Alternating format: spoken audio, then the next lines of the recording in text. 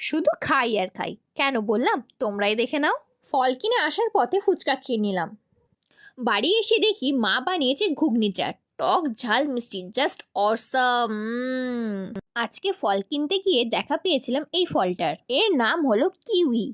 Kiwi আমি কোনোদিন খাইনি, কিন্তু অনেকবার দেখেছি। আজকে প্রথমবার খাবো আর তোমাদের সাথে শেয়ার করব। দেখতে কি সুন্দর, চলো এবার খেয়ে দেখা যাক। খেতে ছিল বেশি টক আর একটু মিষ্টি, কিন্তু এই কালো গুড়ি গুড়িগুলো দারুণ ছিল। তোমরা কে কে এই ফলটা আগে খেয়েছো কমেন্টে বলো। একদিন দুপুরে খেলাম ঝাল করে মাখা পেয়ারা।